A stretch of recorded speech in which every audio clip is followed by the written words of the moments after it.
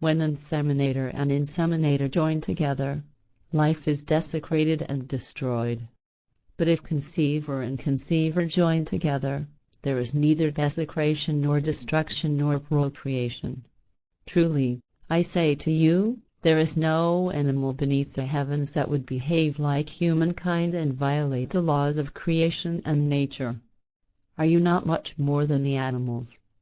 No animal is found under the heavens for which males cohabit with other males, but females are found together with females, because male and female animals follow the laws of nature.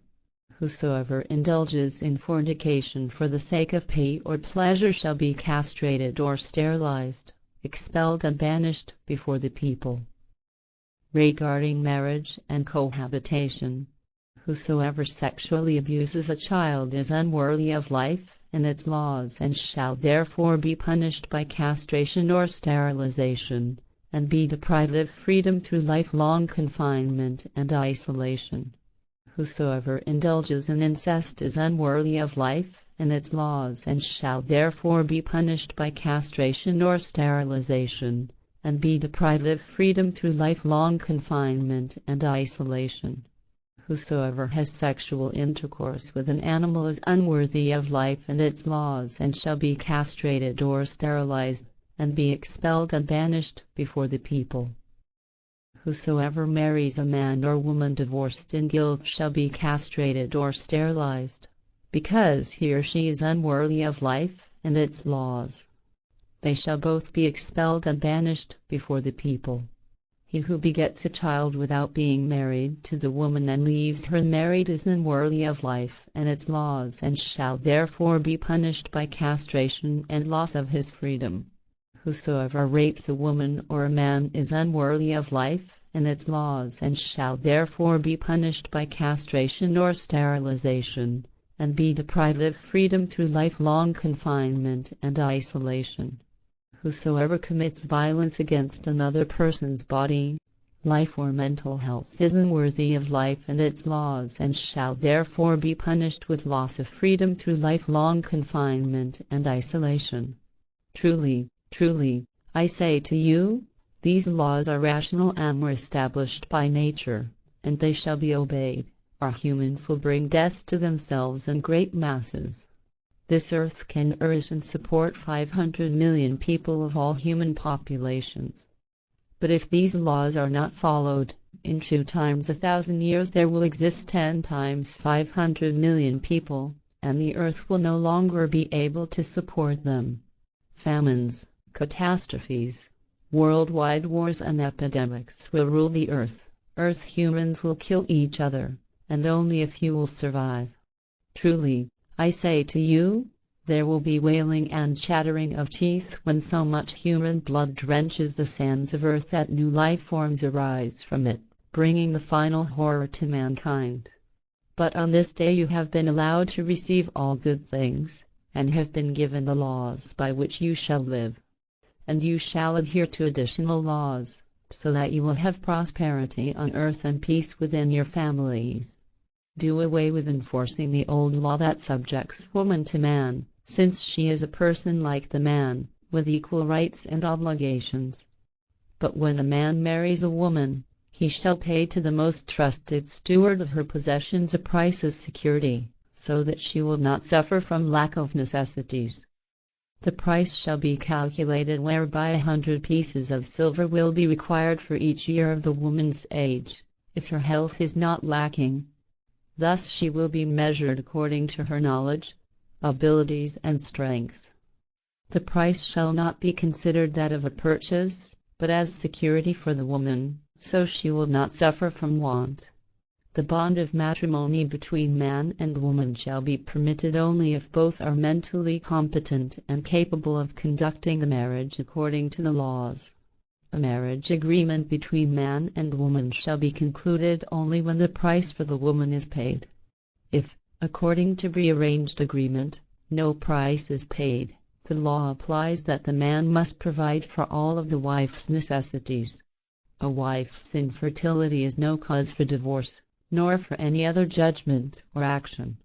The only valid grounds for divorce, aside from adultery, are the destruction or endangerment of the material consciousness, the body or the life of a member of one's own family.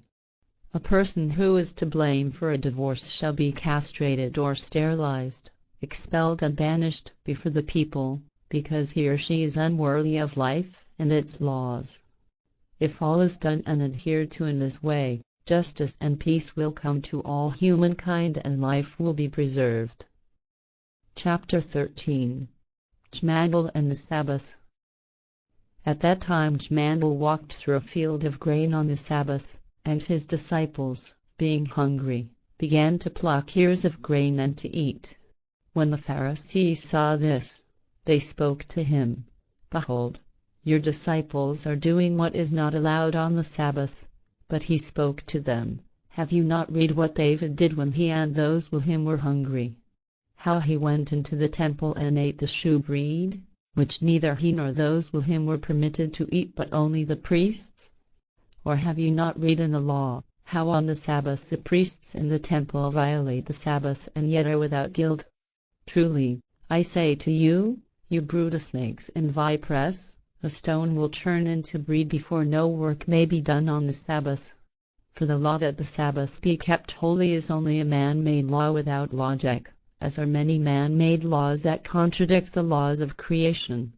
False prophets and distorters of the Scriptures are the guilty ones responsible for these false laws that contradict the laws of creation and of nature. It is therefore a human law that the Sabbath be kept holy and that no work be done on that day, but it is a law that escapes logic, since this law is a false teaching, emanating from the human mind. Truly, I say to you, no Sabbath is holy and no law of creation dictates that no work may be done on the Sabbath. Thus the Sabbath is a day like any other day on which the day's work may be done. Humans are creatures with wills of their own, thus they alone ate masters over the Sabbath, as was previously written in those ancient scriptures and laws that were not adulterated by false prophets, distorters of the Scriptures and Pharisees. And he walked on from there and came into their synagogue, where he continued to teach the people.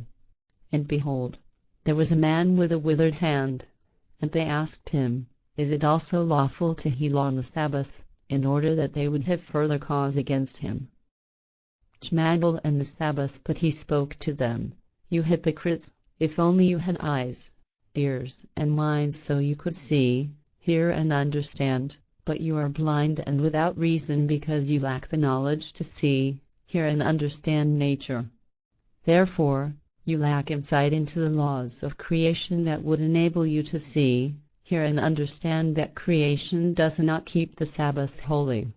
Every Sabbath day creation rotates the stars through the heavens, regulates the sun, winds and rains and nourishes all creatures on earth. It keeps the rivers flowing in their beds, and everything goes its normal way on one Sabbath as on another, just as creation made it. But are not humans much more than all the creatures and plants? Thus they are masters over them all when they follow the true laws. You brood of snakes and vipers, you distorters of the Scriptures who, because of your greed for money and power, spread false teachings, have you but one sheep that fell into a pit on the Sabbath day? Who among you would not take hold of it and pull it out?